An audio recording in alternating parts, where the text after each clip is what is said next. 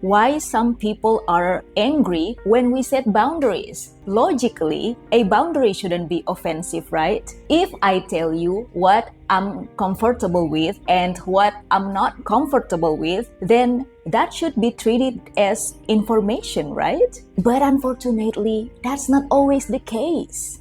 Sometimes, the moment you say no, people start acting like you've done something wrong. And I think I know why. It's probably because a boundary doesn't just change your behavior, it also changes their access to you. Looking back, I don't think the hardest part of setting boundary was saying no. The hardest part was seeing how people reacted when I did. Let me tell you. For a long time, I thought being a good person meant always being helpful to other people, like always, right? If somebody needed help and I was able to help, I helped. Sometimes it was my time, sometimes it was my energy, sometimes it was my money, anything I could do to help those people. And most of the time, when I was helping them, I didn't ask myself whether I was comfortable or not. The only question I asked was whether or not the other person needed help. And that was it. At the time, what I did felt like kindness, right? But looking back now, I could actually say that it was probably also lack of boundaries. Okay, let me explain. In my opinion, there is a difference between helping people and feeling responsible for every single problem they have. Because for a long time, I didn't know the difference actually. So I kept helping and helping and helping them. A few years ago, one of my acquaintances needed financial help, and this wasn't unusual. I had helped people before, and that's the thing. Because I had hard time saying no, people learned that they could always come to me to ask for help, especially financial help. At first, it actually felt good. It felt like, oh my gosh, they trusted me to rescue them from their problem. It felt nice to be needed, but eventually I started noticing something. Every time I felt uncomfortable, I ignored my own feeling. Every time I wanted to say no, I convinced myself to say yes instead. Not because I wanted to, but because I felt guilty. And guilt can be a very persuasive emotion. I remember one situation where someone owed me money and had agreed to pay by a certain date. When the deadline came, I asked about it, right? But the response I got surprised me. Suddenly, I was the insensitive one. Suddenly, I was the person without compassion. I was even told that I didn't have a heart. And I remember feeling confused because, in my perspective, nothing had really changed, right? I wasn't asking for anything extra. I wasn't being cruel. I was simply expecting the agreement we had already made to be respected.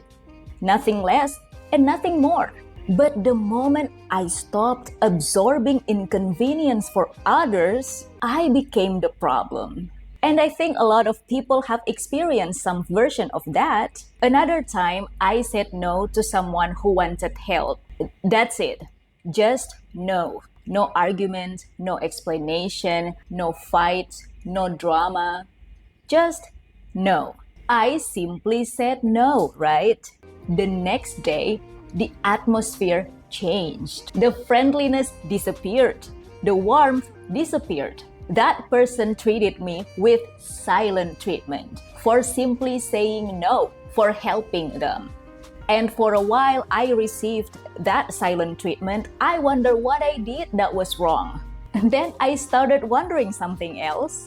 If this friendship stops the moment I stop providing something, what exactly was the relationship built on?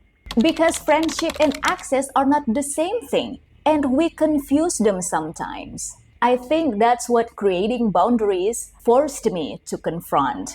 Not everybody gets angry because they're manipulative. Not everybody gets angry because they are a bad person. Sometimes people simply get accustomed to a version of us that's always available, always agreeable, always helpful, always there when they need us, always willing to absorb the cost. And when that version disappears, it feels strange to them. And the problem is that it feels strange for us too.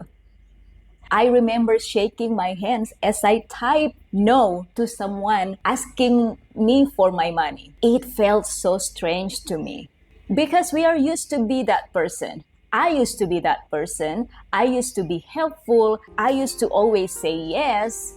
I used to always sacrifice my own comfort for them. And when I finally say no, my body reacted to it. For a long time, I thought boundaries would help me identify who actually cared about me. Well, in a way, they did.